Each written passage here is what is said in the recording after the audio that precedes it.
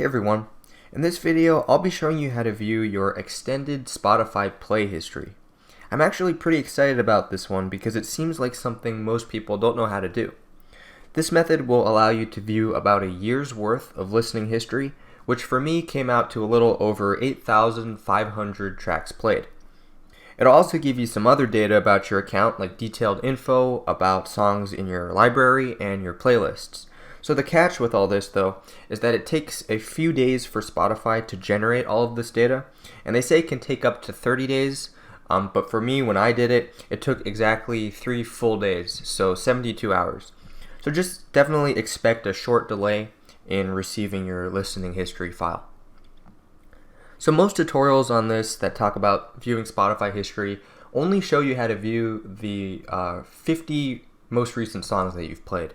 And I'll show you how to do that really quickly because it's instant and it could be useful. So you can just go to this button on the bottom, this Q button, and then go to the History tab, and there you go. It shows the 50 most recent songs that you've played.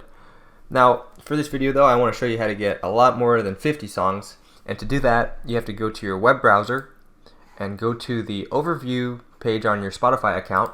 So make sure you're logged into your account first, and I'll leave a link to this in the description for this video so you can get to it quickly. And then on the left hand tab here you have a privacy settings tab, so go ahead and click on that. And then scroll all the way down and you have this section where you can request your Spotify data. So for me, you can see that I already requested and received the data file. And for you, all you have to do is go to this request button under step 1 and click on that.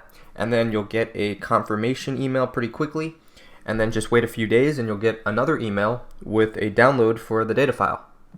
So if we go to my desktop, you can see I have the data file already. It's a zip file, so we can just go ahead and extract that.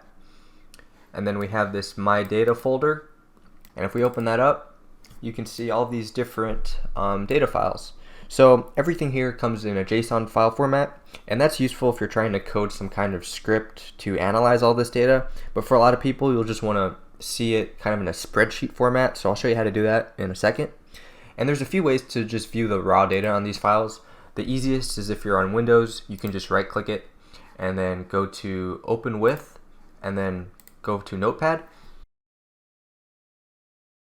And there we go. You can see we have a ton of different songs here. It goes all the way back to June 2019, and I think it's based on how much you use Spotify, so if you play more songs than me, it probably won't go back as far as June 2019. But in any case, this is definitely an improvement over the 50 songs. We have about 8,000 here, and unfortunately it doesn't go back to the beginning of time, but this is still a pretty good amount of data. And if you want to view it, like I said, in spreadsheet format, you can just copy all the text and then go to this JSON to CSV converter website, and I'll leave a link to this in the description below, and just copy the text in this top box.